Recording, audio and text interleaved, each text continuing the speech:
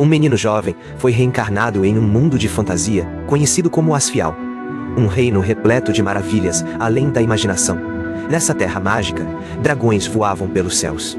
Aventureiros se enfrentavam em batalhas épicas e feitiços eram lançados como cenas de um conto de fadas. Era tudo o que o garoto sempre sonhara na infância. Sua nova vida naquele mundo extraordinário acabara de começar. Ou assim, ele acreditava. Apesar das paisagens encantadoras, Asfial carecia dos confortos que ele antes considerava garantidos. Não havia banhos, refeições adequadas.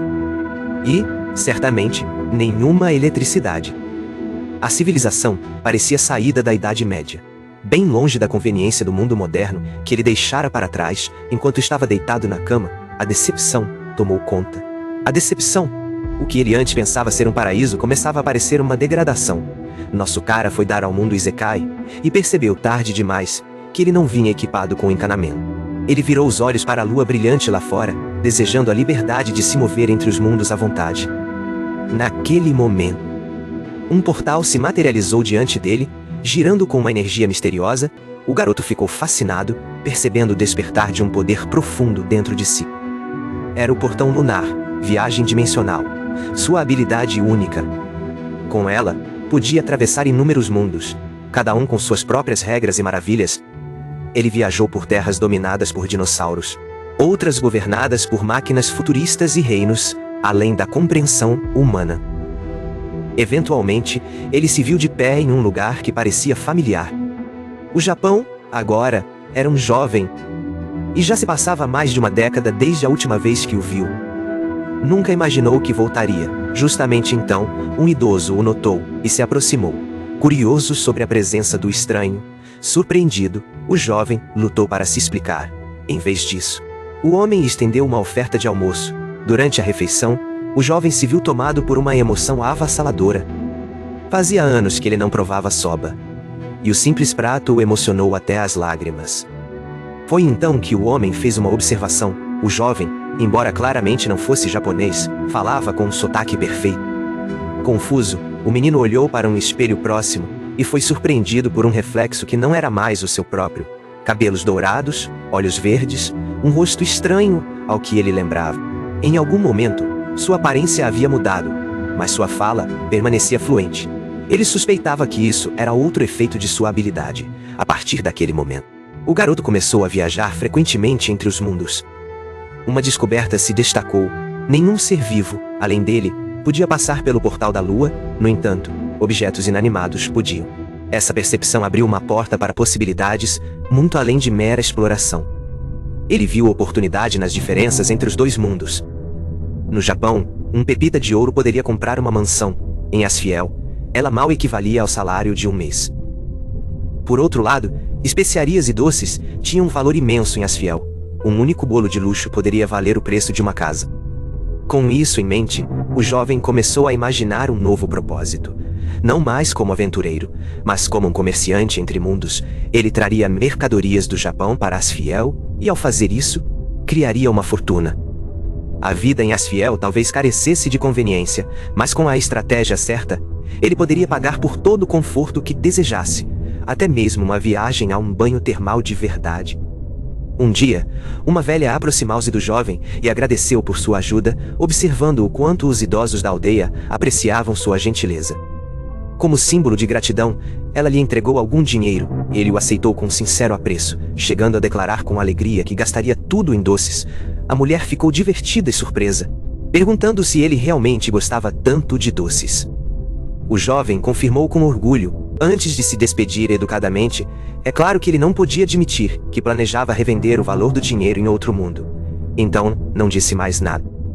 Agora, era hora de começar sua jornada como comerciante. Mais tarde, o jovem, cujo nome era Alan, voltou para Asfiel. Ele entregou um pedaço de chocolate a um comerciante local chamado Albert. Curioso, Albert perguntou onde Alan tinha conseguido aquela guloseima. Mas Alan permaneceu vago, e em vez disso, perguntou se os nobres poderiam estar interessados em comprá-la. Albert respondeu que os nobres certamente se interessariam, e que muitos ficariam encantados com um conjunto tão luxuoso. Ficou evidente que Alan buscava a ajuda de Albert. E embora ele tivesse admitido que não tinha laços diretos com a nobreza, sugeriu que talvez pudesse conectar Alan a alguém que tivesse esses contatos. Ainda assim, algo parecia preocupar Albert. Alan percebeu e perguntou se havia algum problema, especificamente, se vender para nobres poderia ser uma questão. Albert explicou os riscos. Ir diretamente aos nobres poderia atrair todo tipo de atenção indesejada. Outros comerciantes talvez não recebam bem alguém que ignore as redes usuais. Na sociedade nobre, doces não eram apenas mimos. Eram símbolos de poder, presentes, manobras políticas e sinais de riqueza. Como resultado, comerciantes frequentemente se organizavam, gerenciando agricultores e confeitarias de forma coletiva. Violar esses acordos não escritos poderia resultar em retaliações.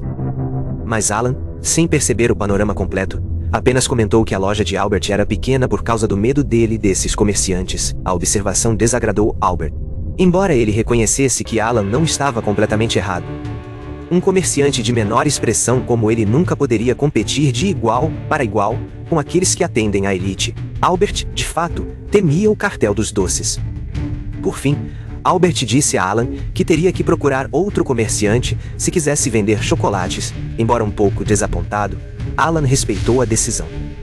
Mas ele não ia desistir completamente, apenas mudaria de estratégia, já tinha outro produto em mente. Albert, por outro lado, ficou surpreso com o entusiasmo inabalável de Alan pelas vendas. Alan explicou que só queria a opinião profissional de Albert. Antes que pudessem continuar, duas mães entraram na loja, encantadas ao vê-los. Alan cumprimentou-as de maneira casual e perguntou se estavam fazendo compração. Uma das mães se surpreendeu ao vê-lo ali e rapidamente demonstrou interesse pelo objeto que ele segurava, perguntando o que era. Alan simplesmente disse que eram doces exóticos que tinha encontrado. A garota então perguntou se ele pretendia virar comerciante, ao que ele respondeu que apenas tinha curiosidade sobre o comércio. Albert, ao perceber que aquele era o momento ideal para testar a atratividade do produto, incentivou Alan a deixar que as mães experimentassem os doces. Alan hesitou, preocupado em revelar demais. Mas Albert parecia tranquilo. Uma falta de cautela que, na mente de Alan, explicava por que a loja de Albert permanecia pequena. Alan entregou os doces às mães, que os aceitaram com entusiasmo. Como esperado, acharam deliciosos e imediatamente quiseram comprar mais. Antes de partir, prometeram divulgar o produto, o que deixou Alan tanto animado quanto levemente pressionado. Voltando-se para Albert, Alan parecia apologético por promover seu produto dentro da loja de outra pessoa, mas Albert não ficou impressionado. Disse a Alan de forma direta para que fosse fazer negócios em outro lugar. Naquele momento, Alan percebeu que todos os seus produtos tinham sido vendidos. Albert considerou um resultado razoável, mas Alan deu pouca atenção a isso, acreditando que o sucesso se devia às mães que ajudaram. Ainda assim, ele não conseguia afastar a ideia de que, se apenas os chocolates tivessem sido vendidos, talvez estivesse agora sentado em uma pequena fortuna, o valor potencial o corroía. Um lembrete agudo do que poderia ter sido, Albert, sempre pé no chão, alertou mentalmente contra subestimar o comércio. Alan, reconhecendo o apoio que recebeu, agradeceu antes de partir, então, deixou para trás os chocolates não vendidos como uma demonstração de gratidão. Apesar de Albert ter tentado impedi-lo, Alan seguiu seu caminho, deixando Albert pensando que talvez o jovem tivesse mais potencial nesse campo do que havia pensado inicialmente. Mais tarde naquele dia, Alan foi a uma casa de banhos. A água morna era um conforto raro, um escape momentâneo das incertezas que o afligiam. Sem uma identidade registrada em Asfiel, suas opções permaneciam limitadas. Ele não conseguia alugar um lugar para ficar, manter um emprego estável ou sair desse ciclo de pobreza. No entanto, mesmo com tudo isso pesando sobre ele, o banho elevou ao seu espírito. Nesse breve momento de relaxamento, surgiu uma nova esperança. Vender doces não tinha feito dele um homem rico, mas confirmou algo vital: produtos japoneses tinham valor neste mundo. O desafio agora era descobrir o que vender e como navegar pelo mercado desconhecido. Os comerciantes aqui operavam sob seus próprios sistemas, presos a regras que ele ainda não entendia. Ainda havia muito a aprender. Mais tarde, ele se encontrou em um bar local. A bebida servida lá era surpreendentemente boa, acrescentando aos pequenos luxos do dia. Logo após a visita ao banho turco, a bebida parecia merecida. Mas logo, a atmosfera mudou. o barulho silencioso enquanto o silêncio tomava conta da sala. Um grupo de garotas entrou, chamando a atenção de todos. A mudança repentina no clima era inegável.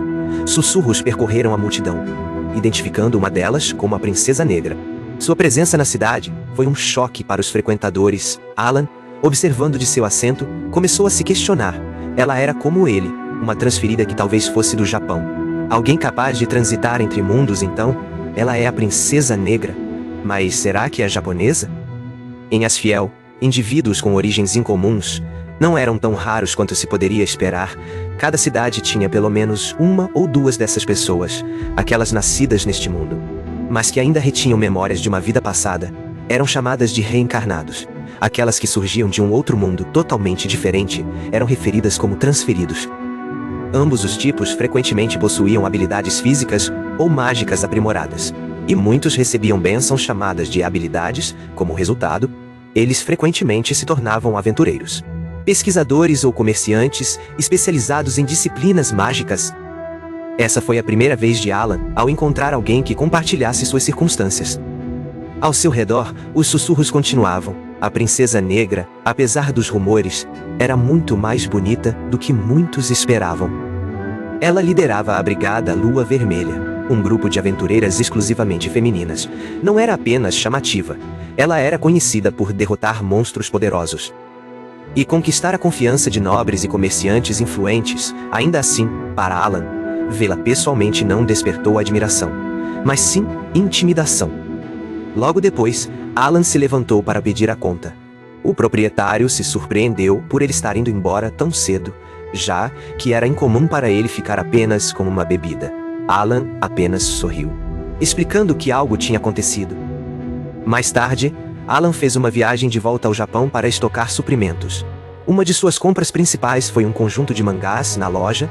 Ele confiou na orientação do caixa, Kida, para confirmar quais títulos estavam atualmente em alta. Alan não estava atualizado com os lançamentos mais recentes, mas Kida, sendo um entusiasta de mangá também, ajudou a escolher o melhor título da campanha semanal de Shonen. Além do mangá, Alan também pegou uma revista de moda feminina. Quando questionado sobre ela, afirmou que alguém lhe pediu para pegá-la. Após pagar, ele saiu rapidamente da loja. A verdade, na realidade, era outra. Ninguém lhe tinha pedido nada. Aproximar-se diretamente da Princesa Negra tinha parecido muito arriscado na época. Mas ele suspeitava fortemente que ela fosse uma transferida, alguém como ele. E diferente dos outros, Asfiel tinha pouco em termos de entretenimento. Então esperava que esses mangás pudessem servir como uma ponton. A compra foi cara, especialmente para alguém em sua situação, e tudo o que podia fazer agora era torcer para que seu risco valesse a pena. De volta a Asfiel, Alan seguiu até o local onde pretendia entregar os mangás. Mas as coisas não aconteceram como planejado. O restaurante estava fechado ao público devido a um evento privado e suas janelas estavam completamente encurtinadas. Rumores diziam que a Princesa Negra estava lá dentro. Se ele perdesse essa chance, talvez não houvesse outra. Partir poderia fazê-lo parecer suspeito, mas ficar parado talvez piorasse a impressão. Enquanto hesitava, uma das garotas da Brigada da Lua Vermelha percebeu. Ela o viu parado perto da entrada e o enfrentou, aproveitando a oportunidade. Alan explicou que tinha algo para entregar à Princesa Negra.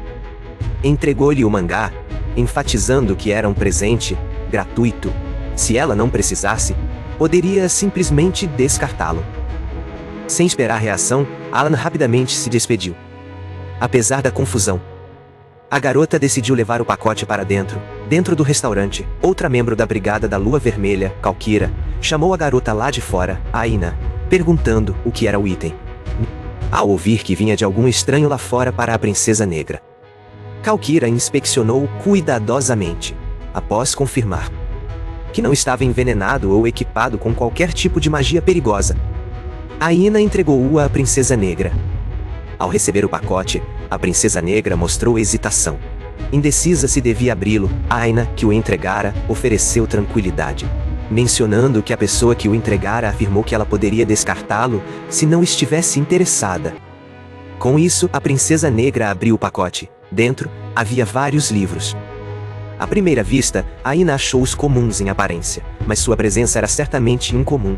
Ela não conseguia entender por que esses itens eram especificamente endereçados ao seu capitão.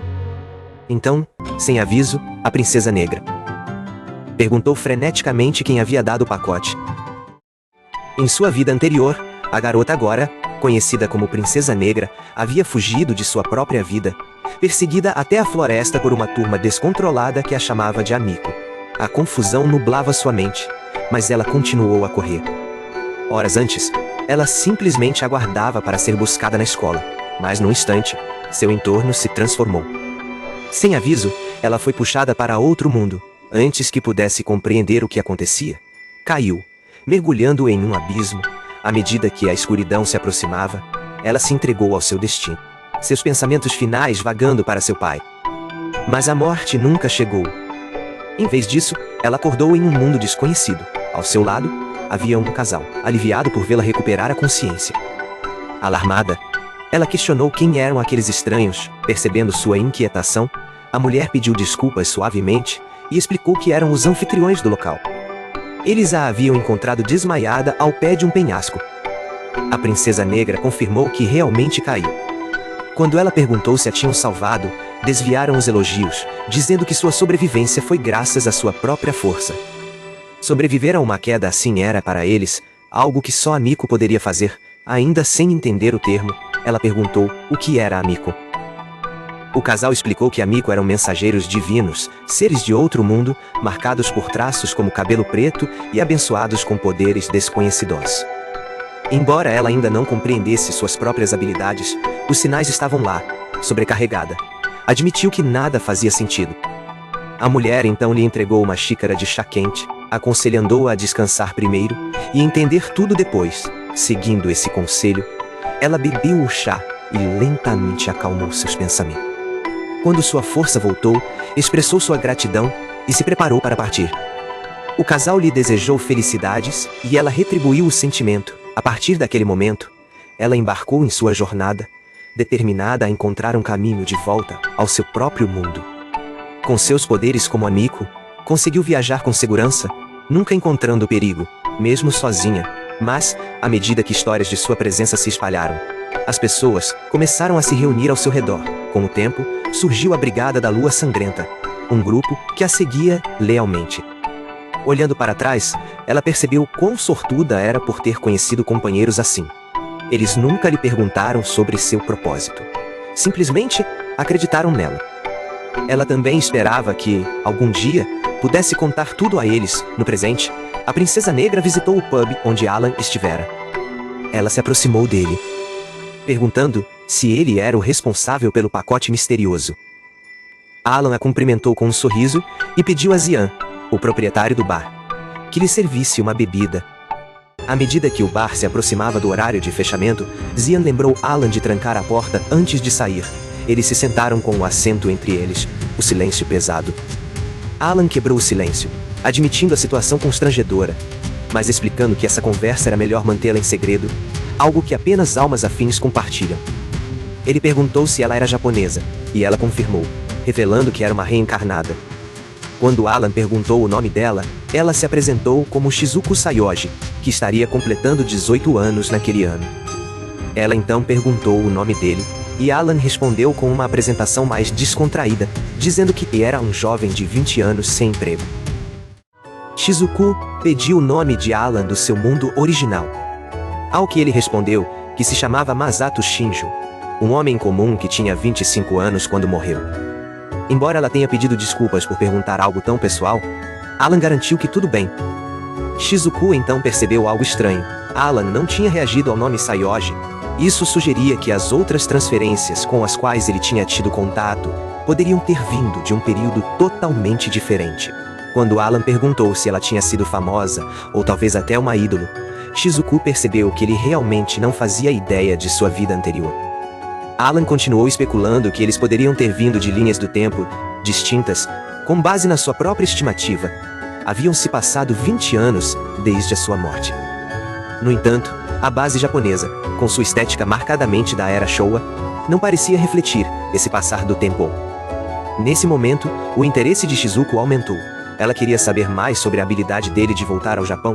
Ela tentou pressionar por detalhes, mas Alan rapidamente afastou a ideia. Segundo ele, trazer outra pessoa viva através de mundos era impossível. No entanto, ele podia transferir objetos e até entregar mercadorias diretamente a ela. Tentou aliviar o clima sugerindo que não era um acordo assim tão ruim. Shizuku não respondeu. Seus pensamentos pesadosos. Até que Alan insistiu que ela tomasse mais uma bebida. Sem um barman por perto, Alan trouxe uma garrafa de chá do Japão. Embora não tivesse certeza se ela iria gostar. Shizuku aceitou e deu um gole. Quando Alan perguntou sua opinião, ela sorriu e disse que estava deliciosa. Observando-a, Alan foi momentaneamente tomado por quão madura ela parecia. E era difícil acreditar que ela tinha apenas 18 anos. Percebendo sua vulnerabilidade, Shizuku pediu desculpas por mostrar um lado tão vulnerável dela mesma. Alan garantiu que não havia motivo para se envergonhar, admitindo que ele mesmo já chorou por comer soba após reencarnar. Shizuku, desconhecida com o prato, despertou a curiosidade de Alan. Ele prometeu trazer um pouco para ela na próxima vez que voltasse ao Japão. Embora ela ainda esperasse por uma pista que pudesse ajudá-la a encontrar o caminho de volta para casa, esse pequeno consolo foi um alívio bem-vindo. Naquele momento, Shizuku ofereceu patrocinar Alan. Em troca, ela pediu que ele providenciasse alguns itens específicos para ela. Alan ficou surpreso, mas concordou. Avisando Oda para não exagerar, já que ele não tinha uma renda estável nem identidade legal neste mundo, Shizuku respondeu, oferecendo redigir uma carta em nome dele. Então ela perguntou se ele era bom em organizar documentos. Na manhã seguinte, Shizuku acordou cedo, despertando os membros da Brigada da Lua Vermelha. Ela tinha um anúncio a fazer. Alan se juntaria a elas como seu membro mais novo. Alan realmente entrou em uma guilda. E por acidente, se tornou parte de um grupo de garotas Lee. A revelação causou uma reação instantânea. Aina, surpresa, o reconheceu como o homem estranho do outro dia. E questionou se Shizuku realmente estava séria. No entanto, Shizuku confirmou sua decisão, dizendo de forma clara que confiava nele. Enquanto isso, Alan ficou cautelosamente na porta, completamente esperando uma reação assim. Enquanto a sala assimilava a notícia, uma das garotas avançou para questionar Shizuku novamente, manifestando preocupação sobre Alan ser um homem. Shizuku esclareceu que Alan não os acompanharia no campo. Em vez disso, ele trabalharia nos bastidores, encarregado da logística. Sem perder tempo, ela nomeou Aina como treinadora de Alan, uma fala que imediatamente provocou protestos da garota relutante. Mais tarde naquele dia, os dois se encontraram para a dita sessão de treinamento. Aina, claramente ainda insegura, quebrou o silêncio com uma pergunta. Ela perguntou como Alan conseguiu captar o interesse do capitão. Observando que nunca tinha visto Shizuku tão entusiasmada antes, Alan admitiu que foi preciso algum esforço, mas no final deu certo, mesmo que ele não esperasse se juntar à brigada. Enquanto isso, Aina não pôde deixar de refletir sobre o quão incomum era a situação. Em toda a história deles, nunca um homem havia ingressado na Brigada da Lua Vermelha. Aina rapidamente deixou de lado suas dúvidas anteriores, comentando que a força adicional seria útil, de qualquer forma. Então, Alan perguntou se ela realmente tinha lidado sozinha com toda a logística da brigada, e ela confirmou, explicando que ela e Shizuku eram as únicas capazes de ler e fazer cálculos básicos. O peso da tarefa começou a pesar em Alan, sabendo que gerenciar suprimentos para mais de 30 pessoas não era tarefa fácil. Aina então apresentou o plano. Ela cuidaria das verificações de estoque enquanto Alan ficava responsável pelo reabastecimento. Ela também mencionou que o nome da Brigada da Lua Sanguínea por si só deveria ser suficiente para impedir que os comerciantes o enganassem de forma injusta. Antes de partir, Alan lembrou-a de não se sobrecarregar. Mais tarde naquele dia, Alan começou suas tarefas. Ainda incrédulo com o que tudo tinha acontecido, inicialmente, o plano era se tornar um comerciante conectado à Brigada da Lua Sanguínea. Alguém que pudesse negociar livremente com os nobres. Em vez disso, ele acabou se tornando um deles. Agora que fazia parte da equipe, sabia que precisava provar seu valor se quisesse conquistar a confiança dos outros membros. Ao passar pela loja de Albert, um grupo de mães conhecidas o chamou, fazendo sinal para que se aproximasse. Elas não perderam tempo em confirmar o boato sobre se ele realmente tinha se juntado à Brigada da Lua Sanguínea. Alan ficou surpreso ao perceber que a notícia já tinha chegado até elas. As mães riram, explicando que o boato corre rápido. E então perguntaram brincando se havia algo acontecendo entre ele e a Princesa Negra. Envergonhado, Alan negou rapidamente, dizendo que ela tinha se interessado apenas pelas mercadorias que ele vendia. Ele era apenas um bônus extra. Ainda assim, a velocidade dos rumores o deixou desconfortável. Uma das mães comentou o quanto tinha gostado dos doces que ele trouxe na última vez, enquanto outra ofereceu seus parabéns e desejou sorte a ele em sua nova função.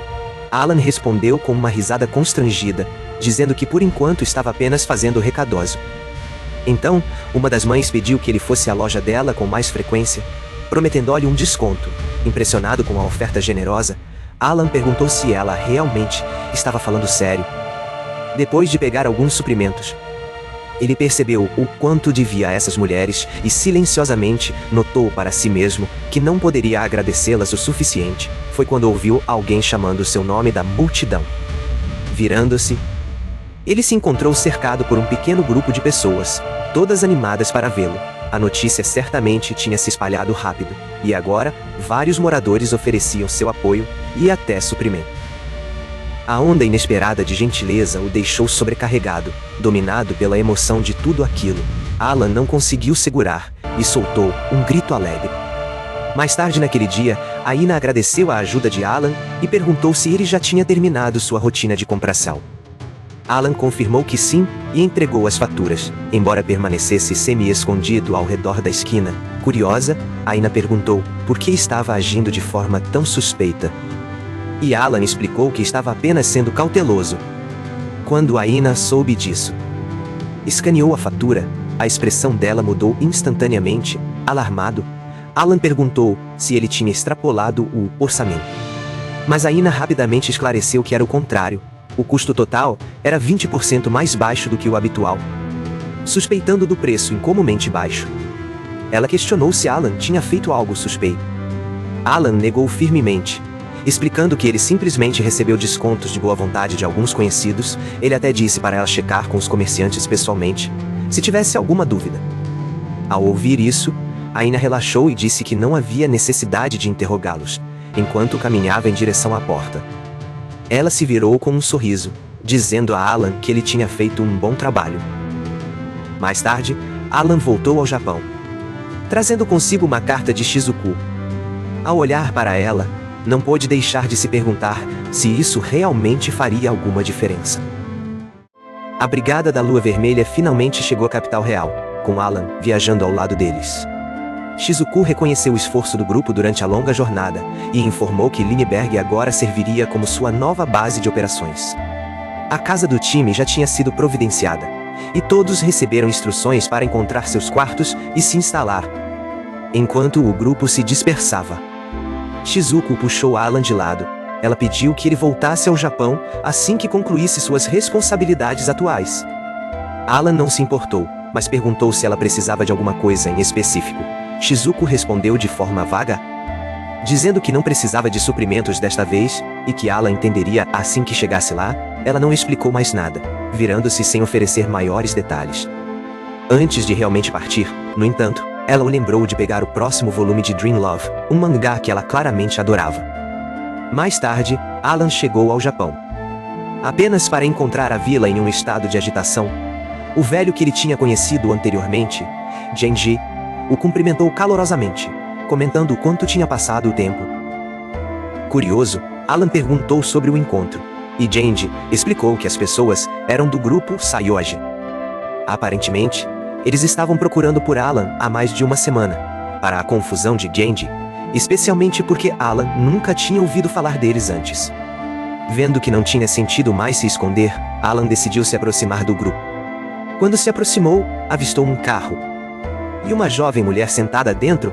Ela perguntou se ele era o Alan e, ao confirmar, convidou-o a entrar no carro, comentando como estava quente lá fora.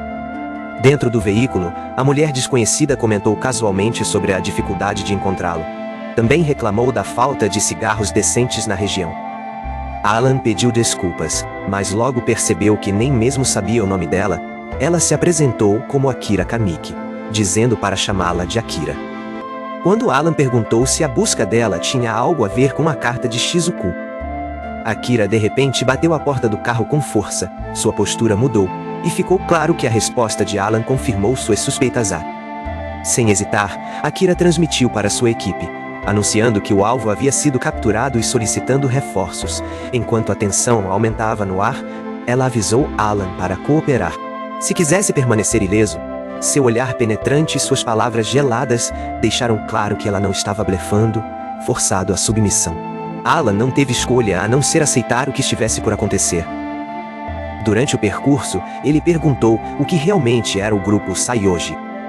Akira explicou que era um império corporativo enorme, profundamente enraizado no mercado imobiliário e em outros setores cruciais, tanto no Japão quanto no exterior, funcionava como um poderoso Zaibatsu, e suas origens remetiam a uma das famílias mais ricas de Kyoto. Sob a liderança de Ryugen Saioji, pai de Shizuku, havia se transformado em um grande conglomerado. Akira também revelou que sua família, os Kamikes, serviram aos Saiyojis por gerações. Ela mesma esteve ao lado de Shizuku desde o ensino médio. Mas, há 3 anos, coincidindo com o início de sua posição em tempo integral na propriedade, ela começou a perceber que algo não estava certo. Houve uma ocasião em que Akira serviu chá para Shizuku, e a garota a elogiou por isso. Akira respondeu com a cortesia habitual. Mas Shizuku a lembrou de não ser tão formal quando estavam apenas as duas, nesse momento. Shizuku comentou casualmente sobre o anime de Amor de Sonhos, e perguntou se Akira tinha gravado o episódio mais recente, ao que ela respondeu que sim. Shizuku então questionou se Akira planejava passar a noite lá, sugerindo que assistissem juntas. Divertida, Akira concordou com a ideia sem protestar. Mas então, tudo mudou. Um dia, enquanto Akira esperava Shizuku voltar para casa, foi confrontada com a notícia devastadora de que Shizuku havia desaparecido. Foi abrupto e desconcertante. Akira exigiu respostas, questionando os guardas, e como uma ausência como aquela poderia acontecer sob sua supervisão. A negação preenchia seus pensamentos. Convencida de que tinha que ser um erro, mas quando verificaram os sistemas de vigilância, nada de incomum foi encontrado. Shizuku havia desaparecido sem deixar rastro. Até agora, a busca continuava. Equipes especializadas foram enviadas ao redor do mundo, mas cada pista levava a um beco sem saída. Sem pistas e sem avanços, Akira voltou-se para Alan, na esperança de que ele tivesse as respostas. Finalmente, chegaram ao destino. Akira saiu do veículo, oferecendo um pedido de desculpas pela decepção anterior. E então pediu que Alan fosse direto ao ponto. Quando entraram na estrutura gigantesca que se erguia diante deles, Alan ficou atordoado. Ele não tinha imaginado que uma instalação daquela pudesse existir perto da tranquila vila de Akani. Logo depois, Akira bateu a porta de um escritório imponente e anunciou sua chegada ao presidente. Lá dentro, Ryugen Saioji, chefe da família Saioji, cumprimentou Alan, reconhecendo-o pelos conteúdos de uma carta que sua filha havia escrito há algum tempo. Alan foi imediatamente dominado pela presença daquele homem, perguntando-se se todos os homens de tal status exalavam a mesma aura. Ryugen, no entanto, rapidamente o tranquilizou, dizendo que sabia que Alan não era responsável pelo desaparecimento de Shizuku. A carta, escrita em código único e conhecido apenas pela família, era a prova de que tanto o remetente quanto a mensagem eram autênticos. Isso significava que Shizuku ainda estava viva e que confiava em Alan. Curioso, Alan perguntou como eles haviam conseguido localizá-lo. Apesar de ele não ter um endereço fixo ou emprego, Ryugen explicou que o carimbo na carta havia ajudado a restringir a busca, e que a própria carta continha uma descrição detalhada de Alan. Ele então expressou admiração por ele. Assim como Akira tinha mencionado, Shizuku tinha desaparecido há 3 anos, mesmo estando cercada por dezenas de guardas. As circunstâncias eram impossíveis de compreender. Mas então chegou a carta, dizendo que ela tinha encontrado um aliado e precisava de apoio. Agora, Ryugen precisava ouvir tudo o que Alan sabia. Antes de continuar, Alan perguntou se a sala tinha algum sistema de vigilância. Ryugen garantiu que não, e que o local era bem protegido, com até as janelas equipadas com espelhos unidirecionais. Então, Alan decidiu mostrar a verdade em vez disso. Ao ativar seu poder, Akira instintivamente apontou a arma para ele, mas Ryugen rapidamente ordenou que todas as armas fossem abaixadas diante deles. apareceu um portão lunar, convocado pelas habilidades de Alan. Ele explicou que o portão era uma conexão com outro mundo, e que Shizuku estava do outro lado. Ryugen ficou pasmo. Perguntou sobre as condições necessárias para usar o portão. Alan admitiu que não tinha todas as respostas, mas o que sabia era o seguinte: além dele, apenas objetos inanimados podiam passar por ele. Ryugen, ainda cético, mas intrigado, perguntou se poderia tocar o portão Lunará. Com a permissão de Alan, ele estendeu a mão. Seus dedos tocando o portal brilhante. Questionou se sua filha realmente estava do outro lado. Alan confirmou sem hesitar, revelando que Shizuku agora vivia em um reino de fantasia, liderando um grupo de aventureiros. Era uma alegação demasiado fantástica para Ryugen aceitar de cara, mas a própria existência do portão lunar deixava pouco espaço para negação. Akira, ainda cautelosa, questionou a crença de Ryugen na história de Alan. Ryugen admitiu que permanecia cético porque tudo soava como algo de um conto de fadas. Ainda assim, tinha um pedido simples. Entregou a Alan o smartphone e pediu que ele tirasse uma foto de Shizuku como prova. Embora não estivesse familiarizado com o aparelho moderno e elegante, Alan aceitou a tarefa. Ryugen garantiu que Akira cuidaria das instruções. Enquanto isso, Alan ficava maravilhado com o dispositivo, que parecia bem diferente dos celulares flip que conhecia. Ryugen, então, deixou claro que ainda duvidava das intenções de Alan, incerto sobre quanto de verdade ou engano havia em suas palavras. Mas a carta era real, escrita em uma cifra familiar que somente eles entendiam. A entrega de Alan não podia passar despercebida. Com isso, Ryugen estendeu uma mão em agradecimento, pedindo que ele transmitisse suas saudações a Shizuku. Alan aceitou o gesto, silenciosamente concordando com os termos. Logo depois, Alan voltou ao reino de fantasia de Asfial e se reuniu com Shizuku. Enquanto ela discretamente bebia seu chá, ele a informou sobre seu recente encontro com o pai dela. Ele não esperava que Ryugen aparecesse pessoalmente, muito menos com toda uma comitiva chegando à vila rural onde Alan morava. A frustração começou a subir, pois sentia que toda a situação tinha sido exagerada, mas Shizuku calmamente o lembrou de que, na época, ela era a única herdeira da família. Alan deixou o assunto de lado, sabendo que ela não estava errada.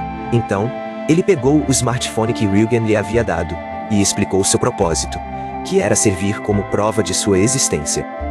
Shizuku pegou o aparelho com facilidade, revelando um nível surpreendente de habilidade. Ao explorar o telefone, ela se deparou com um vídeo, uma mensagem preparada por Ryugen. Alan, observando de perto, ficou impressionado com a clareza das imagens, quase como se estivesse em ultra alta definição. No entanto, Shizuku demonstrava-se visivelmente emocionada. Lágrimas começaram a surgir em seus olhos enquanto assistia à tela, e Alan, percebendo a intimidade do momento, sentiu um leve peso de culpa por estar observando. Antes que ela pudesse devolver o telefone, Shizuku notou que Alan tinha desaparecido. Ela o encontrou no andar de baixo, interagindo de forma descontraída com as outras garotas. Ele explicou que era um bom momento para apresentar as garotas ao smartphone e, com a permissão de Shizuku, o grupo rapidamente ficou animado. Insistiram em tirar uma foto juntos, até mesmo puxando Shizuku para a reunião improvisada. Embora surpresa, ela concordou. Alan reuniu todo mundo e tirou uma foto, capturando um momento raro de união. Depois, Aina se aproximou de Alan. Ela comentou que ele parecia estar se ajustando à vida na brigada. Alan não tinha tanta certeza, pois ainda não havia criado laços fortes com todos.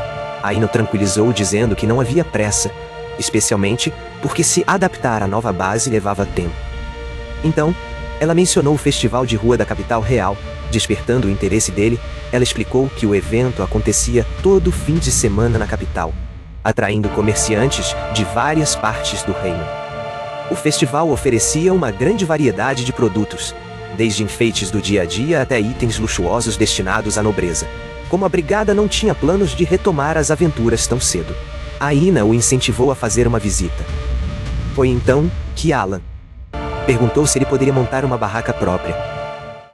Quando Alan mencionou que iria sair, Camille fez suposições, brincando que ele talvez estivesse fugindo.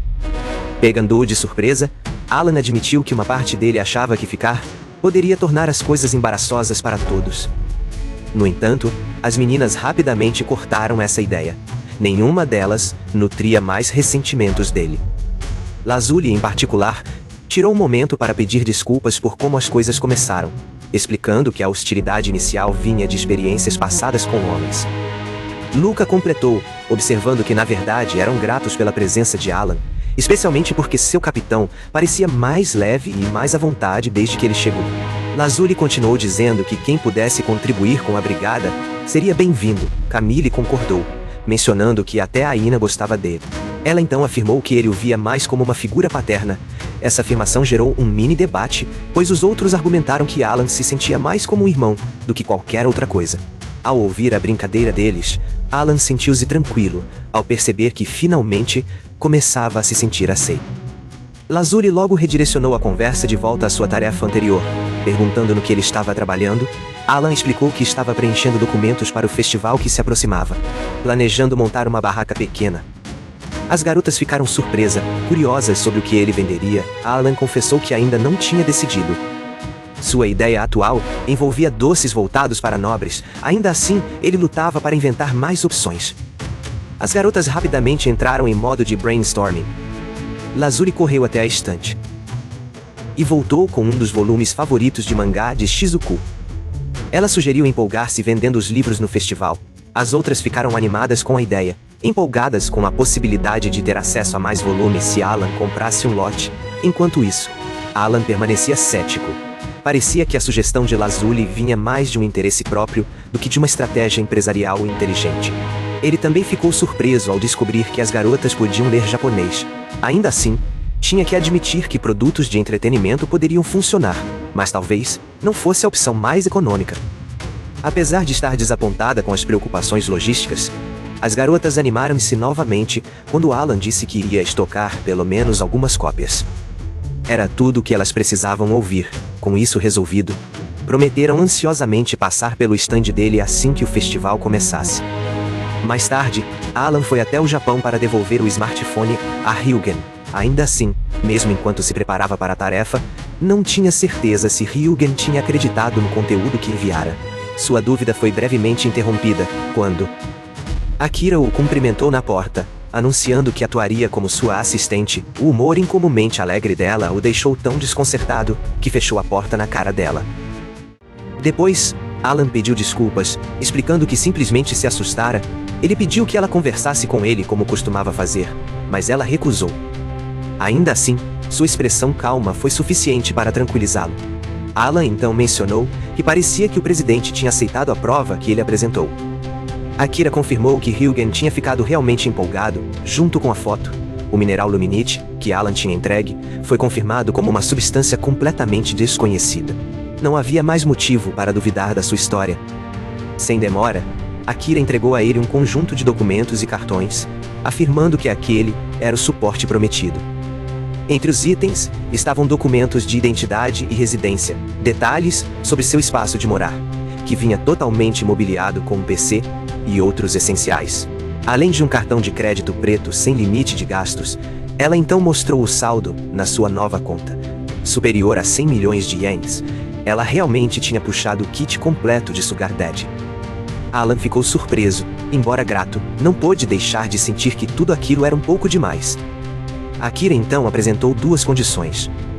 Primeiramente, Alan seria esperado para cooperar na pesquisa em torno do portal, pois estavam ansiosos para entender suas habilidades e a natureza do outro mundo. Em segundo lugar, e mais importante, ele deveria oferecer total apoio a Shizuku. Ao enfatizar a segunda condição, sua expressão tornou-se afiada e inflexível, deixando Alan sem escolha se não concordar. A partir daquele momento, Akira informou que supervisionaria sua segurança e o ajudaria no que fosse necessário. Alan agradeceu e então fez um pedido próprio. Logo depois, os dois saíram para a cidade em busca de artigos de entretenimento.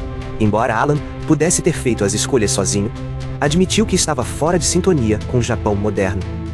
Akira compreendeu, mas permaneceu curiosa sobre suas intenções de abrir uma loja.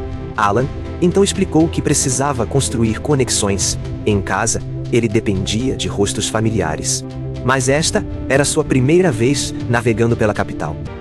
Conquistar os nobres estabilizaria suas finanças e daria à brigada melhor acesso a informações e recursos. Akira achou seu raciocínio estranho, apontando que, com os recursos que tinha, a riqueza não era mais uma preocupação. Alan reconheceu isso, mas admitiu que queria conquistar seu próprio caminho. Ele não se contentava em simplesmente receber apoio e desejava construir algo seu. Akira achou a mentalidade dele inesperadamente sincera, e Alan se sentiu encorajado por isso. Akira então perguntou a Alan se ele tinha planos de estocar alguns itens. No entanto, antes que pudesse responder, sua atenção se desviou para uma vitrine próxima, cheia de cartas de troca. Intrigado, Alan fez uma pausa enquanto Akira observava. Perplexa com seu interesse nelas, Alan explicou que em Nashville, o entretenimento era uma raridade. Embora os nobres ocasionalmente se divertissem com jogos de tabuleiro, eles eram frequentemente simples e sem inspiração. Cartões de troca, com sua estratégia e colecionabilidade, poderiam parecer algo novo. A única questão era escolher os certos, pois muitos dos títulos lhe eram desconhecidos. Akira então mencionou que o grupo atuava em diversos setores, e o entretenimento não era uma exceção. Uma de suas subsidiárias tinha até especialização em cartões de troca. Sem hesitar, ela fez uma ligação pedindo uma quantidade de palavras cruzadas, equivalente a um depósito inteiro. Alan entrou em pânico, insistindo para que ela não exagerasse. No final, ele decidiu comprar apenas alguns cartões, explicando que queria testar o mercado antes de se comprometer totalmente. Ele agradeceu a Akira pela ajuda e citou seu plano de procurar doces e livros em seguida. Ciente de que ela tinha suas próprias responsabilidades, disse que tudo bem ela não acompanhá-lo, mas Akira se recusou. Ela insistiu em ficar ao seu lado, explicando que, se algo acontecesse com ele, isso abalaria o coração de Shizuku. Alan foi pego de surpresa pela franqueza dela. Naquele momento, decidiu confiar totalmente nela. Depois, enquanto passeavam por mais lojas, Akira mostrou a Alan uma pilha de DVDs. Ele ficou surpreso e se sentiu defasado, especialmente por só conhecer CDs. Ainda não tinha percebido o quanto o mundo havia mudado. Então, algo na TV próxima chamou sua atenção. Um personagem de um programa que reconheceu. Perguntou se era Dream Love, a série que Shizuku adorava. Ao ouvi-lo, notou que Akira tinha ficado em silêncio. Ela admitiu que aquilo a deixou nostálgica. Shizuku uma vez tinha convidado ela para assistir juntas, mas o momento nunca aconteceu. Alan, percebendo que poderia ter tocado em uma ferida, pediu desculpas rapidamente, mas Akira o tranquilizou, dizendo que não era essa sua intenção. Ela talvez tivesse sentido falta de passar um tempo com Shizuku, mas estar ao lado dela não era a única forma de servi-la. Akira então ofereceu comprar o DVD para que Alan pudesse presentear Shizuku. Logo depois, ela sugeriu consolidar toda a diversão, mangás, dramas e mais em um único tablet. Se os habitantes de Asfiel ansiavam por alegria, oferecer uma vasta seleção seria mais eficaz do que apenas algumas opções. Enquanto Akira refletia sobre a ideia, Alan a observava silencioso, sorrindo para si mesmo. Naquele momento, ela lhe parecia uma irmã mais velha. Quando Alan retornou a Asfiel, a primeira pessoa a lhe cumprimentar foi Lazuli, que rapidamente lhe informou que a permissão para seu estande no festival finalmente havia chegado. Sem perder tempo, ele foi conferir pessoalmente, sentindo uma onda de alívio ao ver que tudo havia sido aprovado sem problemas. Ao revisar a permissão, Lazuli se inclinou e perguntou em um tom baixo sobre as mercadorias que planejava vender. Alan disse que as mercadorias, especificamente o mangá, seriam entregues no dia do festival, já que eles não tinham um lugar para armazenar o carregamento na base anteriormente. Essa resposta claramente não agradou Lazuli. Ela parecia genuinamente incomodada por não poder colocar as mãos no mangá imediatamente. Com um suspiro e uma ponta de amargura, murmurou que esperava que a barraca dele fracassasse, só para poder ter acesso antecipado ao próximo volume. Droga. Ela realmente escolheu a violência. Alan achou a reação dramática dela mais irritante do que divertida, mas não insistiu no assunto. Mudando de assunto, Alan perguntou quando Luca e os outros deveriam chegar. Lazuli disse que viriam à noite, embora ela mesma chegasse um pouco mais tarde com Camille, porque ainda tinha algumas tarefas para concluir. À medida que a conversa mudava de foco, ela perguntou casualmente onde seria montado o estande de Alan. observando que parecia que ele estava mirando um público mais afluente. Alan respondeu que tinha escolhido a Barraca 13, localizada ao longo da West Main Street. Essa resposta surpreendeu Lazuli. Ela apontou que a West Main Street não era uma localização comum. Era um terreno de alto padrão, geralmente reservado para os comerciantes mais experientes da capital. Ainda mais notável era a sua proximidade com o Distrito Central, um lugar conhecido por estar isolado do restante da cidade. Segundo Lazuli, o Distrito Central era o lar dos nobres de mais alto escalão na capital. Era uma área altamente restrita, e a maioria dos plebeus raramente, se é que alguma vez, via as pessoas que moravam lá. No entanto, havia rumores de que alguns nobres excêntricos ocasionalmente escapavam para experimentar o festival na rua. Se a barraca de Alan estivesse realmente tão próxima do Distrito Central, ele poderia acabar chamando a atenção de alguém muito acima da clientela habitual.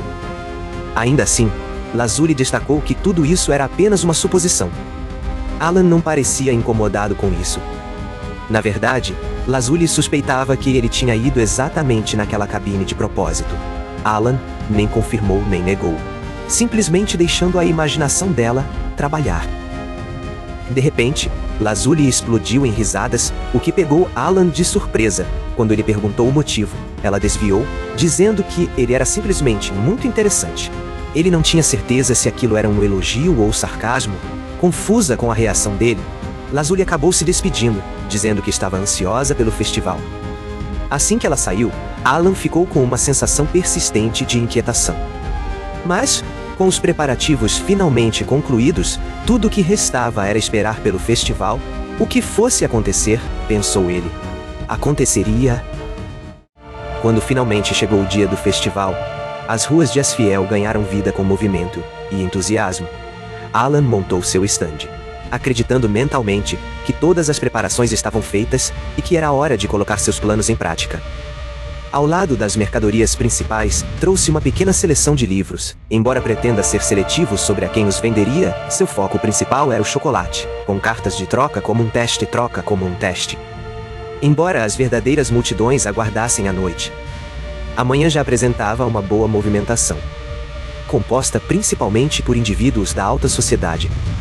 Os estandes próximos ofereciam mercadorias de alto padrão, mas Alan acreditava que seus produtos podiam competir. Estava determinado a aproveitar ao máximo a oportunidade, com o passar do tempo. Porém, a realidade começou a minar sua confiança. Os visitantes passavam sem parar, nenhum parecia interessado em seus produtos. Enquanto as barracas ao redor fervilhavam de movimento, a dele permanecia intocada. Ele não pôde deixar de questionar se seus produtos eram muito específicos, ou se o problema era ele mesmo. A vida lhe proporcionou um momento de expectativa versus realidade.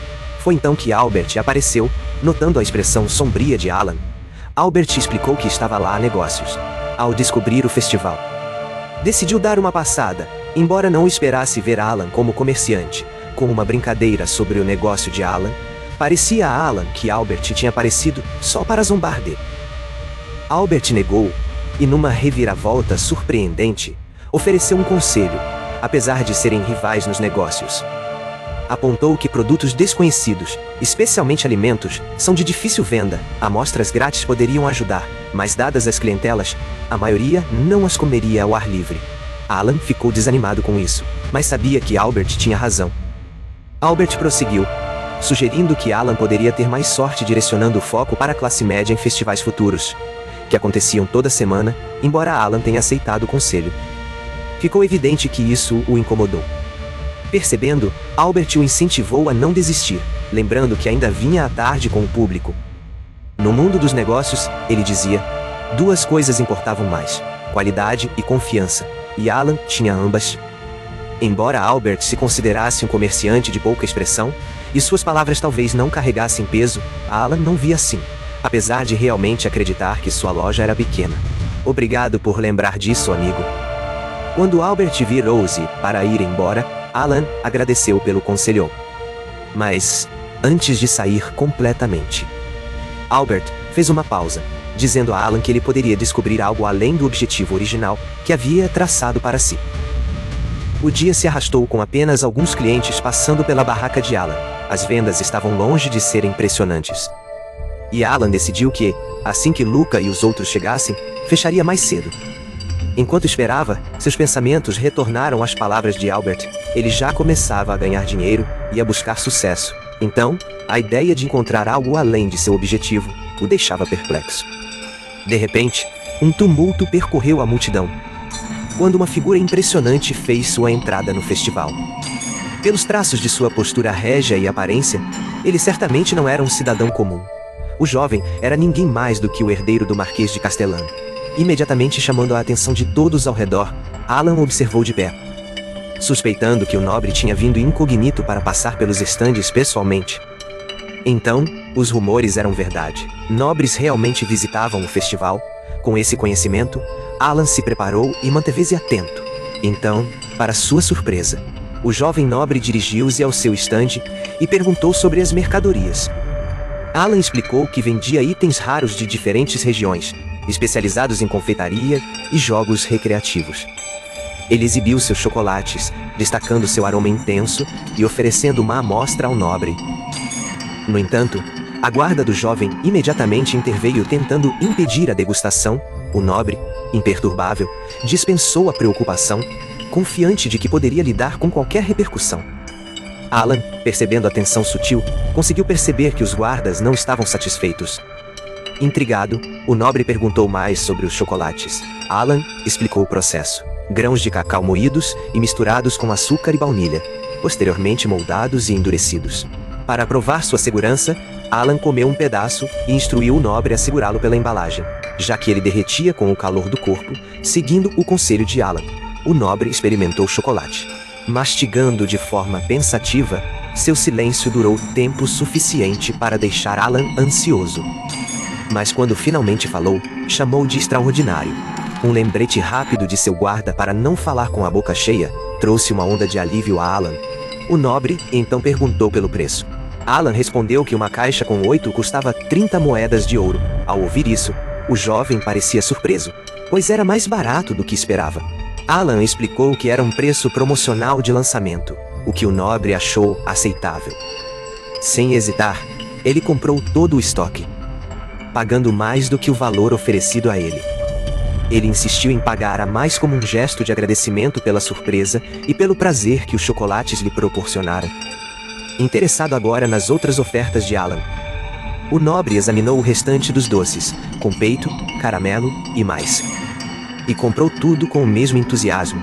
Alan quase ficou sem saber o que fazer diante da pilha crescente de ouro, enquanto o jovem nobre parecia encantado por ter gasto 1 milhão só em doces. Então, seus olhos pousaram nos sacos de papel, que continham os cartões de troca. Alan explicou que cada pacote continha 5 cartas aleatórias, e que os jogadores precisavam montar baralhos de 40 cartas para jogar, com instruções incluídas em um livreton. O nobre não hesitou, comprou todo o estoque na hora. Apesar de estar atordoado, Alan aceitou, ainda processando a experiência surreal. Ao abrir uma embalagem, o nobre e seus guardas ficaram impressionados com as ilustrações detalhadas. Um guarda comentou sobre a qualidade excepcional dos 3 pacotes, enquanto o outro considerou comprar alguns para si. Alan ouviu, incrédulo. Tudo o que ele havia trazido foi vendido em um único dia. Ele agradeceu ao nobre pelo patronato. Mas o menino devolveu a gratidão, dizendo que a experiência lhe abriu os olhos para algo novo. Antes de partir, ele pediu o nome de Alan, e este se apresentou modestamente. O nobre então colocou algo na palma da mão de Alan e foi embora, dizendo que esperava vê-lo novamente. Assim que o nobre se foi, Alan olhou para sua mão. 2 medalhas. Foi, sem dúvida, o encontro mais inacreditável de sua vida. Logo depois, Camille e Lazuli entraram correndo, pedindo desculpas pelo atraso. Ao perceberem que tudo já tinha sido vendido, Camille entrou em pânico. Lazuli, igualmente chocado, comentou que Alan realmente tinha conseguido.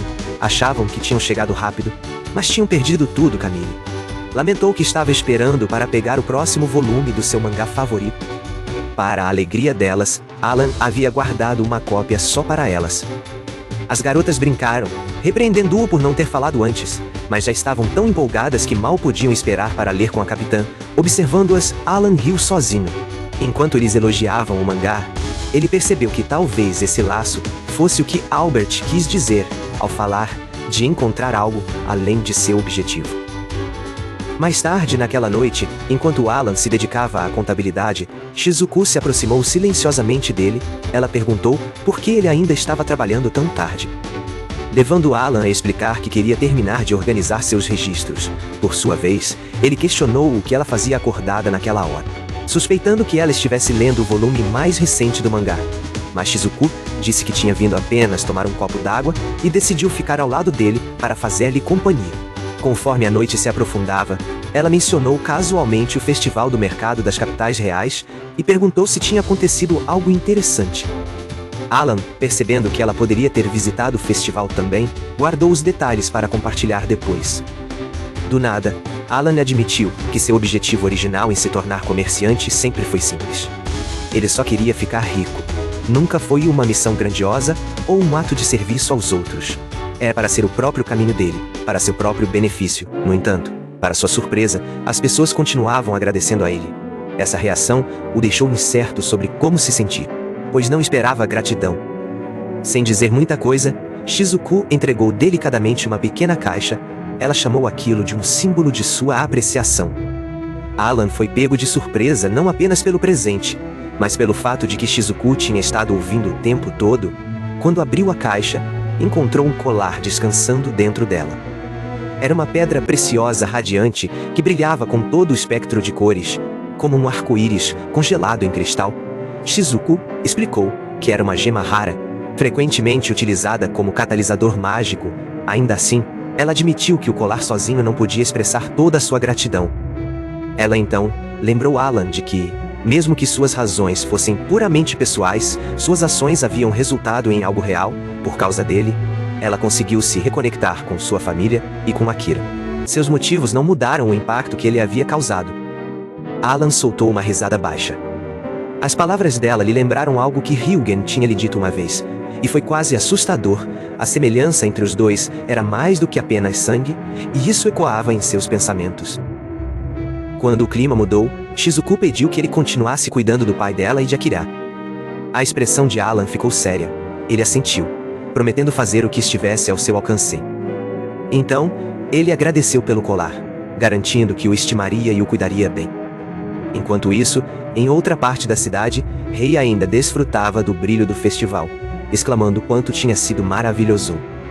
Mas, antes que pudesse continuar, uma mulher apareceu atrás dele, chamando sua atenção por se esgueirar novamente pela cidade. O jovem nobre tentou disfarçar com um sorriso, entregando-lhe uma caixa de chocolates como uma oferenda de paz descontraída.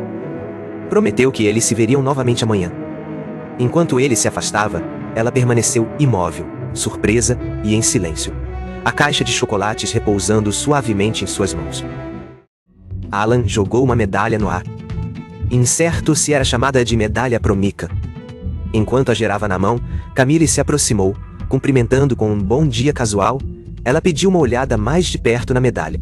Então questionou por que ele estava perambulando quando tinha treino. Alan explicou que era seu horário de intervalo, então achava que estava tudo bem. Enquanto Camille examinava a medalha, seu interesse ficou visivelmente aguçado. Alan perguntou se ela reconhecia aquilo, e, para sua surpresa, ela reconheceu. A ponto de se perguntar por que ele tinha aquilo, ela perguntou se aquilo lhe pertencia, mas antes que ele pudesse responder, Luca e Lazuli chegaram, convidando-os para tomar chá. Camille se iluminou com a oferta, enquanto Alan não pôde deixar de se sentir um pouco frustrado por a conversa sobre a medalha ter sido interrompida. Assim que se acomodaram, o foco de Camille rapidamente se voltou para os doces na mesa. Seus olhos brilharam enquanto ela perguntava curiosa que tipo de guloseimas eram aquela ceia. Luca explicou que os biscoitos eram um presente de Alan, um pequeno agradecimento pela ajuda que as meninas lhe haviam dado durante o festival de rua. Enquanto se serviam, Camille apontou para um biscoito particularmente estranho e perguntou a que animal ele parecia pertencer. Alan piscou, surpreso por ela não perceber que era um gato. Mas, de novo, neste mundo, gatos eram completamente diferentes dos que ele conhecia. Aqui, eles eram selvagens e agressivos, e não os animais dóceis e domésticos, aos quais estava acostumado mesmo assim. Os biscoitos foram recebidos com alegria. As meninas comentaram como eram fofos. Quase demasiado fofos para comer. E não conseguiam ignorar o quão macios e quentinhos eles pareciam ao toque. Alan, no entanto, não conseguia se livrar da sensação de que não pertencia totalmente ali. A energia animada ao redor dele apenas tornava sua quieta timidez mais evidente. Luca logo mencionou o festival, dizendo que tinha ouvido dizer que foi um grande sucesso. Alan confirmou que foi, mas admitiu que o crédito quase todo tinha ido para um cliente que comprou tudo.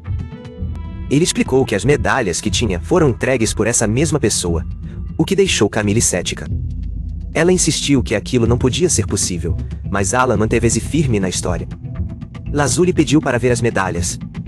Então, Alan mostrou as medalhas de ouro e prata de Promica. Quando perguntou exatamente o que eram, Luca explicou que as medalhas de Promica eram usadas para acessar áreas restritas. Para demonstrar, ela revelou sua própria medalha de acesso a masmorrão. Camille então acrescentou que as medalhas Promica eram raras, e só eram concedidas a indivíduos reconhecidos pela guilda. Essas medalhas não eram fáceis de obter. Lazuli ficou especialmente impressionada ao ver uma Promica de ouro pela primeira vez. Luca lembrou que Camille tinha uma Promica de prata, e Camille explicou que a dela só dava acesso ao distrito escolar. Ela podia entrar em escolas marcadas com o mesmo brasão da medalha, com base nas medalhas de Alan. Ele tinha acesso tanto ao distrito escolar da capital real, quanto à academia de magia em Fibe. Quanto à medalha de ouro, provavelmente dava entrada ao distrito central. Luca sugeriu que ele consultasse a academia para confirmação, pois alguém provavelmente lhe deu aquelas medalhas como convite. Com isso, as peças do quebra-cabeça começaram a se encaixar para Alan. Mas a realização trouxe tensão, pois agora ele teria que se encontrar com Ray sozinho, o herdeiro da marquesa. Antes que pudesse se prender demais a isso, Luca sugeriu que Camille mostrasse ao redor, já que ela conhecia bem o distrito escolar. Camille concordou, dizendo que lhe devia um pelo mangá de qualquer jeito. Só dessa vez, ela faria uma exceção e atuaria como guia dele. Alan aceitou a oferta com gratidão, sentindo-se aliviado por ter alguém ao seu lado nessa próxima etapa de sua jornada. Mais tarde, Camille e Alan chegaram ao distrito escolar. Camille explicou que era o maior distrito da capital real, abrindo não apenas várias escolas, mas também instalações de pesquisa administradas pelo governo. Enquanto continuava a conversar, Alan apreciou silenciosamente tê-la ao seu lado. Sem perder tempo, ela o incentivou a seguir para o controle. Quando chegaram lá, Alan apresentou suas medalhas de Promica ao guarda, deixando o homem visivelmente pasmo com o que viu. Em um instante, os dois receberam permissão para passar. Camille estava atordoada com a vista, dizendo que era nostálgica. Alan ficou igualmente impressionado, pensando consigo mesmo que parecia um mundo completamente diferente. Nesse momento, ele avistou um edifício majestoso perto de si, e perguntou a Camille o que era. Ela explicou que se tratava da grande catedral da Escola Teológica de Sandrick, a única escola religiosa na capital real. Alan ficou intrigado com a ideia de uma escola religiosa, então perguntou o que era estudado lá. Camille respondeu simplesmente que era teologia, mas eles também estudavam medicina, magia sagrada e magia de cura. A magia de cura, em particular, exigia treinamento especial. Ela também compartilhou que a vice-capitã deles, Nana, tinha formado-se em uma escola religiosa. Alan ficou surpreso. Enquanto Camille continuou a dizer que Nana também podia usar magia de cura e magia sagrada, as pessoas diziam que a reputação dela era ainda maior do que a do capitão, o que ele achou impressionante. Agora que Alan tinha pensado nisso, percebeu que ainda não tinha conversado com a vice-capitã. Camille explicou que ambos estavam muito ocupadosos. Além disso, Raffine odiava homens, então provavelmente Alan deveria manter distância. A imagem mental que Alan tinha de Raffine o assustava, então ele se certificou de manter isso em mente. Nesse momento, Alan virou o foco para Camille, perguntando qual escola ela estudava. Ela contou que frequentou a escola de magia Liozol, uma escola de magia de nível baixo, feita para plebeus. Alan ficou surpreso por ela ter mencionado uma escola de nível baixo, o que sugeria que havia um sistema de classificação. A aptidão para magia era herdada. Então, os nobres frequentavam escolas de magia de classificação mais alta. A academia em Fibei que eles estavam visitando hoje era uma escola para as elites. Até a realeza estudava lá. Alan agora entendia que esse reino era basicamente construído sobre um sistema de castas mágicas. Eles refinavam linhagens sanguíneas fortes para produzir usuários de magia mais poderosos, e foi assim que o reino de Cain Risa chegou ao poder. Logo depois que os dois chegaram ao seu destino, Alan comentou que parecia algo irreal, E Camille concordou, dizendo que era um mundo distante para plebeus como eles. Nesse momento, ela apontou para o horizonte, dizendo que estavam quase lá. Finalmente eles puderam ver a Academia de Magia em Phi-Bay de longe. Alan ficou pasmo, perguntando a si mesmo por que tudo era tão enorme. A escola era praticamente um castelo. Pouco tempo depois, eles se aproximaram dos portões, e Alan disse ao guarda que tinha uma medalha de Bromica. Ele perguntou se sua acompanhante também poderia entrar. E o guarda permitiu. Depois, o guarda pegou a mão direita de Alan e colocou uma pulseira especial nele. Alan perguntou o que era aquilo, e o guarda explicou que era um dispositivo mágico destinado a medidas de segurança, não era nada pessoal. Camille acrescentou que poderia alertar os guardas se ele quebresse alguma regra. Então, ela o aconselhou a ter cuidado. Alan não ficou nada impressionado, sarcasticamente perguntando se tinha ido lá apenas para cometer crimes. Logo entraram no recinto da escola, e Camille ficou maravilhada. Era totalmente diferente de Liaison. Ela então apontou para o famoso dormitório Lyons, onde a família real havia morado por gerações. Alan ficou surpreso, incapaz de acreditar que algo tão grandioso fosse um dormitório. Enquanto continuavam a caminhada, Camille perguntou com quem exatamente eles iriam se encontrar. Alan explicou que era Ray Castiano, o cliente do festival de rua. Nesse momento, Camille parou de repente, fazendo Alan olhar para trás. Ele chamou pelo nome dela. Mas Camille apenas pediu que ele repetisse o nome. Alan repetiu o nome de Ray Castiano, acrescentando que ele era o herdeiro da casa Castiano. Camille fechou os olhos e, de repente, saiu correndo como um raio. Alan segurou sua mão antes que ela pudesse escapar, mas ela se contorceu e exigiu que a deixasse ir. Ela perguntou por que ele ia se encontrar com um nobre de alto escalão. E Alan lembrou que já tinha lhe dito isso. Camille estremecera ao pensar que Castiano fosse uma das 3 grandes famílias mágicas. Se um mago comum tentasse encontrá-los, seria traição. Alan, por outro lado, tentou lhe dizer que ela estava exagerando. No entanto, Camille continuava desafiadora, deixando claro que não iria. De repente, ela parou de resistir e ficou quieta. Ela disse a Alan que, ao lado do dormitório Xixi, onde residia a família real, havia mais 3 dormitórios. Cada um pertencente a uma das 3 famílias nobres mágicas. Como a família Castiano fazia parte do dormitório Awashi, esse era o destino para onde deveriam ir. Alan ficou estranhando, mas agradeceu mesmo assim. Justamente aí, Camille revelou a armadilha. Agora que tinha mostrado o caminho, ela perguntou se podia ir para casa. Nosso cara acabou de pegar o tutorial, mas o colega de equipe dele saiu do jogo indignado. No entanto, Alan só lembrou que ela não tinha uma Bromica para aquele lugar, o que poderia fazê-la ser pega. Se ela saísse, Camille ficou desesperada.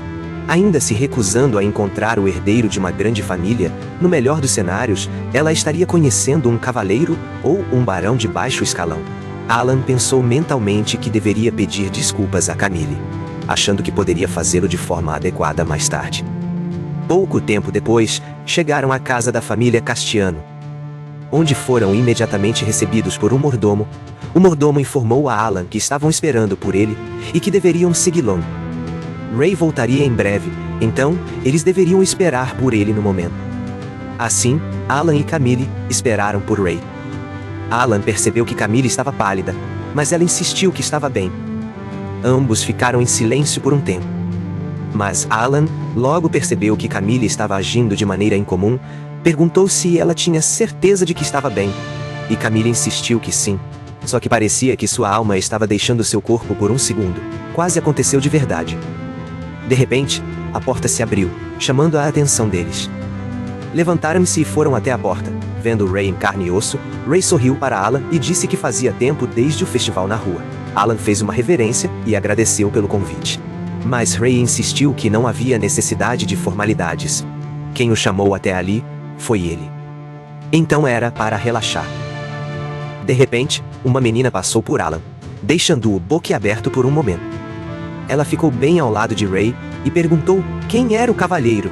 Ray riu e disse que era seu amigo, o que deixou Alan um pouco tenso. A garota olhou fixamente para Alan com seus olhos vazios, fazendo-se preocupar se tinha feito algo de errado. Ele ficou nervoso, se perguntando por que ela estava encarando-o. Ele virou-se para Camille, esperando que ela pudesse ajudá-lo, mas ela estava completamente inútil no momento. Para despistar o clima constrangedor, Alan entregou o presente a Ray. Ray perguntou o que era, e Alan explicou que era uma sobremesa especial preparada para o encontro deles. Por causa de suas exigências delicadas de armazenamento, ela geralmente não era vendida em loja.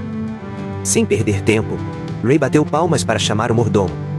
Em um instante, o mordomo preparou a mesa para que eles desfrutassem do doce de Alan. Alan ficou impressionado, vendo quão rápido tudo foi organizado. Nesse momento, o mordomo perguntou se a doce deveria ser cortada em pedaços, mas Alan respondeu que não, pois já estava individualmente porcionada. Por fim, Alan revelou a doce. Os olhos de Ray se arregalaram de curiosidade enquanto Alan pensou que Akira lhe deu uma ótima ideia afinal. Com base na reação de Ray, Alan tinha certeza de que a torta de fruta era definitivamente a escolha certa. A garota, no entanto, ainda o encarava fixamente. Alan tentou desviar a atenção, explicando a Ray que a sobremesa era melhor apreciada fria. Sugeriu comer antes que começassem a conversar. Ele entregou uma fatia de torta para Camille, mas parecia que ela estava morrendo por dentro. Depois de terminar a torta, Ray lembrou-se de que ainda não tinha se apresentado. Ele começou dizendo que era Ray Castellano, e que estava no primeiro ano da divisão do ensino fundamental da Academia em Phoebe. Em seguida, elogiou Alan, dizendo que ele tinha razão sobre ele. A torta foi a melhor sobremesa que ele já tinha comido. Ao ouvir isso, Alan ficou honrado por ele pensar nele dessa maneira. Logo depois, Ray apresentou sua prima, Chris Ariza, a garota de antes. Percebendo sua silêncio, Ray perguntou a Chris o que havia de errado. Ela geralmente era toda calma e composta, mas aquilo era extremo. Então, Chris pediu a Ray que ficasse quieto por um tempo. Alan ficou impressionado, testemunhando como Chris conversava casualmente com o herdeiro de uma família de marquês. De repente, Ray disse a Chris que mentir não era bom, e depois mencionou que ela tinha outro nome. Alan parecia confuso. Então Ray explicou que os plebeus, como ele e Camille, só tinham nomes próprios. No entanto, Ray era uma pessoa nobre, então tinha um sobrenome também. Chris, por outro lado, tinha até mais do que isso. De repente, Alan ficou impressionado ao ouvir Ray explicar que ele estava na presença de Chris Ariza Canreiza, a princesa deste reino. Alan não conseguia acreditar que estava diante de uma real Chris Ariza Canreiza. Se ele se lembrava bem, era a segunda princesa deste país. E isso o fez questionar por que ela estava em um lugar como aquele Cossei. O pai de Chris era de uma família conectada à Casa Castellano. Seu poder mágico estava no mesmo nível do cabeça da família Castellano. Ele foi chamado para a família real e se casou com a realeza. Em outras palavras, apesar de ser de uma linha colateral da família real, Chris tinha um direito alto ao trono. Ray continuou dizendo que Chris era uma pessoa despertada de descendência real. Seu poder mágico superava o dos reis passados. Alan perguntou o que isso significava.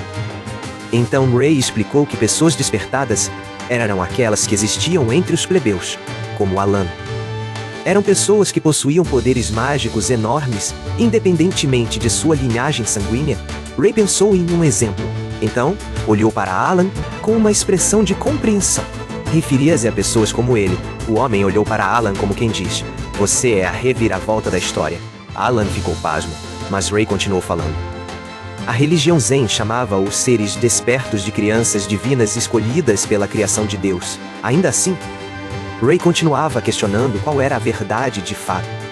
Os seres despertos tinham uma sensibilidade muito além da do público em geral. Por isso, Ray queria providenciar que Chris conhecesse Alan desta vez. Alan permaneceu quieto. Percebendo apenas que tudo já tinha sido organizado, pelo que eu vira, a princesa também deveria ser uma pessoa reencarnada, nesse caso. Não seria inteligente falar de forma imprudente por conta própria. Contudo, ele não podia permanecer em silêncio ao lidar com a nobreza. Agora, ele se perguntava o que deveria fazer. De repente, Chris falou, dizendo a Ray que ser despertado não tornava a pessoa especial. Ela também lembrou-o de que Alan estava perturbado por aquelas suspeitas infundadas. Ray tentou argumentar, mas Chris o interrompeu, questionando como aquilo afetaria se os rumores sobre Alan fossem verdade. As pessoas reencarnadas eram poucas, e mesmo que fossem fortes, estavam na maioria no nível de um visconde. Ela perguntou se estava enganada. Mas seguiu-se um silêncio constrangedor. Finalmente, Ray cedeu, e confirmou que Chris tinha razão. De repente, pediu desculpas a Alan, perguntando se ele o assustou. Alan tranquilizou-o, dizendo que não havia assustado, mas permaneceu atento, percebendo que nenhum dos dois parecia uma criança. De repente, Ray mencionou que tinha mais uma coisa que queria discutir. Alan perguntou o que era. Então, Ray informou que gostaria de comprar mercadorias dele regularmente no futuro, coisas como os itens da feira de rua e os doces que tinham trazido mais cedo. Em troca, ele apoiaria Alan e sua brigada. Perguntou a Alan o que ele achava e Alan agradeceu, dizendo que ficaria encantado com isso. No entanto, essa era apenas a posição dele, e ele ainda precisava consultar o comandante primeiro. Ainda não tinha contado nada para Sayonji. Ray o tranquilizou, dizendo que tudo estava bem e que enviaria a papelada ao comandante. Com isso, Ray se levantou e agradeceu a Alan pela reunião. Ele também enviou seus cumprimentos ao comandante. Enquanto Ray e seus guardas saíam, Alan verificou Camille, chamando por ela. Camille pediu desculpas e então se desculpou para pegar um pouco de ar fresco. Enquanto isso, Alan pensou que ela estava segura afinal ali. Agora, só restava Alan e Chris no local. Chris quebrou o silêncio e perguntou a Alan se ele tinha um momento. Alan respondeu que sim, mencionando que também queria falar com a princesa. No entanto, Chris permaneceu em silêncio e apenas olhou para ele. Alan ficou ansioso, percebendo o quão difícil era estar sozinho com ela. Além disso, ela ainda encarava-o de olhos fixos. De repente, Chris perguntou se ela poderia apartar sua franja antes de começarem a conversa. Apesar de estar confuso, Alan levantou a franja, revelando todo o rosto. Chris gaguejou, deixando Alan mais perplexo do que nunca. Seus olhos brilharam de entusiasmo. Ela disse que ele era legal, o que deixou Alan ainda mais confuso. Ela começou a avermelhar-se, dizendo que, quanto mais olhava, mais Alan parecia com o White Horse Kyun. Alan perguntou quem era essa pessoa, mas Chris não respondeu, e apenas pediu para ele levantar a franja mais uma vez. Depois, ela explicou que White Horse Kyun era um ídolo que aparecia em um jogo social chamado One Step. Seu nome era Kazu Hoshi Hakuba, e ele era o favorito dela. Alan queria confirmar se ele parecia um personagem de um jogo social, mas Chris deixou claro que não era apenas o semblante, ele era sua reencarnação. Os caras estava prestes a ser isecaizado 2 vezes, como White Horse Kyun, que costumava jogar basquete. Alan era alto, com cabelos como fios de ouro e olhos esmeralda. Até mesmo suas vozes, baixas, eram idênticas. De repente, Chris melancolicamente lembrou que tinha sido uma longa jornada, e isso tinha acontecido há vários anos. Na época, Chris era conhecido como Yui Sakakibara, uma estudante do 2º ano da universidade. Havia uma nova gacha de figurinos e evento para White Horse Kyun naquele período. No entanto, agora ela se perguntava o que fazer, pois estava sem grana por causa dos ingressos do show. Ela precisava aumentar seus turnos de trabalho em meio período, mas isso não lhe permitiria se dedicar aos eventos. Ela ficou silenciosa por um tempo. Então declarou que iria abandonar a universidade. Sua amiga ficou tranquila, apenas dizendo que ela nunca mudava. Além disso, ela estava comendo broto de feijão novamente. A amiga perguntou se ela estava bem. Mas Yui, com um rosto orgulhoso, gabou-se de que era uma forma de economizar dinheiro. Sua amiga deixou claro que não estava elogiando. No entanto, ela deu um pedaço de frango frito para Yui, que agradeceu por isso. A vida de Chris girava em torno de seu ídolo favorito. Ela cortava caminhos na rotina diária, mas esses dias eram satisfatórios.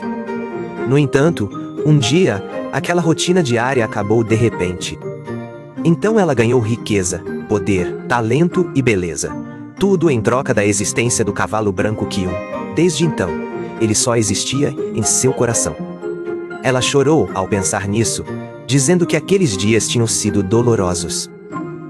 Alan, que testemunhava sua desabafo, apenas comentou que devia ter sido difícil. Ele realmente não entendia, mas presumiu que ela tinha passado por muitas coisas. Nesse momento, Chris disse que tudo bem, pois ela agora podia encontrar o cavalo branco assim, ser enviada a outro mundo deve ser o destino. Isso assustou Alan, que então a lembrou de que ele não era o cavalo branco, mas isso não a impediu, e ela continuou caminhando em direção a Alan. De repente, ela o agarrou e o jogou contra a parede, dizendo para ele ficar parado. À medida que Chris se aproximava de forma assustadora, Alan ficou preocupado que algo estranho tivesse sido acionado. De repente, Chris o agarrou e amarrou suas mãos. Por isso Alan implorou para que ela parasse, lembrando que uma princesa não deveria fazer esse tipo de coisa em lugares assim. No entanto, Chris o tranquilizou, dizendo que não havia necessidade de se preocupar, pois ela poderia facilmente suprimir qualquer rumor. Princesa aqui, fazendo missões paralelas na categoria 18. Ao ouvir isso, Alan disse a ela que a situação não tinha graça alguma. Mesmo sendo uma pessoa reencarnada também, ele não conseguiu se libertar de seus pesados braços. E isso o fez questionar de onde Chris tirava toda aquela força.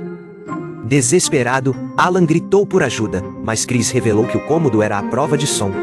Ela de repente se sentou sobre ele, dizendo que ele também não conseguiria se mover. Em sua vida passada, ela não tinha experiência, mas tinha estudado bastante. Ela então disse a Alan que se ele conseguisse contar as manchas no teto, logo tudo acabaria. Então, deveria simplesmente parar de resistir. Alan se preparou para o que estava por vir, enquanto Chris reunia toda a sua coragem. Porém, antes que Chris pudesse fazer qualquer coisa, Camille entrou de repente no quarto. Chris foi pega no flagra, sentada em cima de Alan enquanto abria os botões de sua roupa.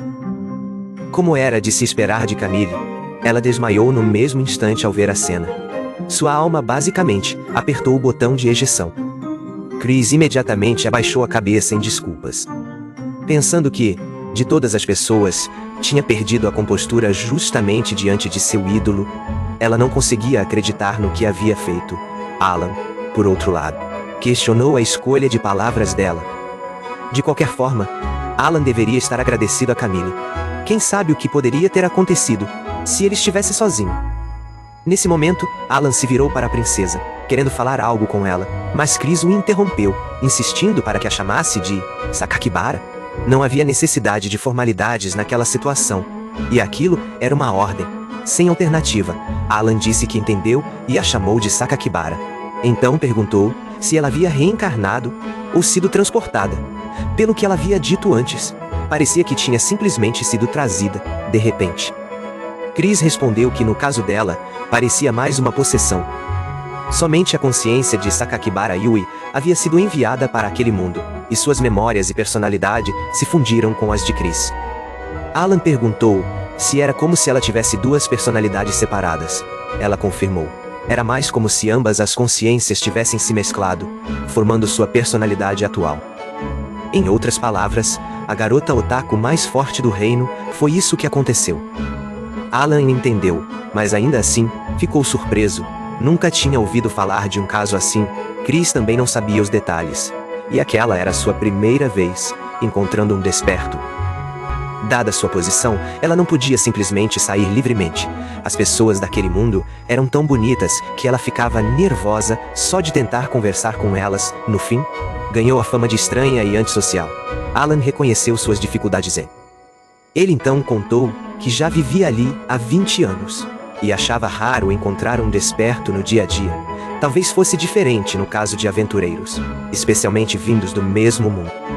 Chris concordou, pensando que realmente eram diferentes. Enquanto isso, Alan decidiu que seria melhor não comentar nada sobre Saeonji por enquanto.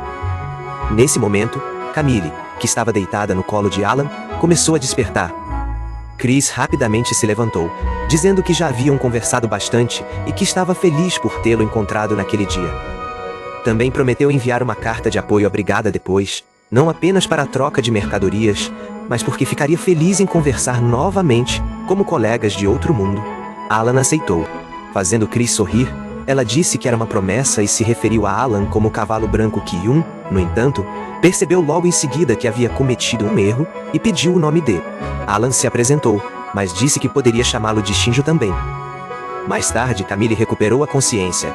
Alan a carregava nas costas, o que a deixou confusa. Ela perguntou onde estava. Mas Alan não respondeu, apenas ficou feliz que ela finalmente tivesse acordado.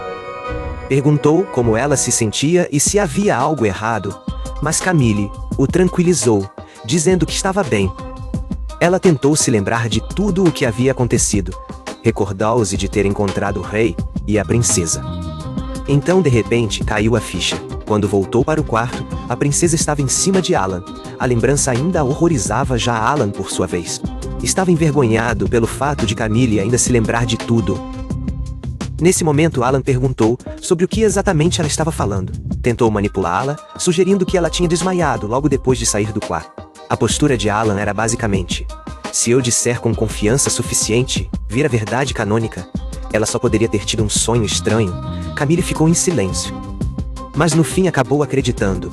Convenceu-se de que não havia como aquilo ter realmente acontecido. Diante disso, Alan se desculpou por tê-la enganado. Ele não queria tê-la pressionado ao ponto de fazê-la desmaiar.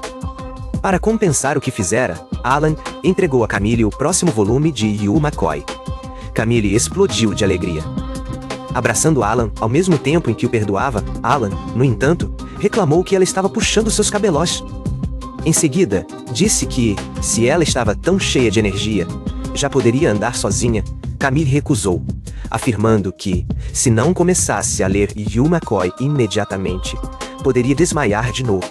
Alan não teve escolha, afinal, Camille era sua benfeitora. Mas isso definitivamente não saía barato. Camille, porém, ouviu suas reclamações e perguntou se ele tinha dito algo.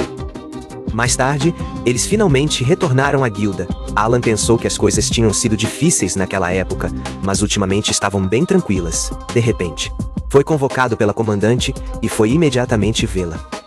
Ao entrar em seu escritório, Sayonji logo perguntou o que diabos ele tinha feito.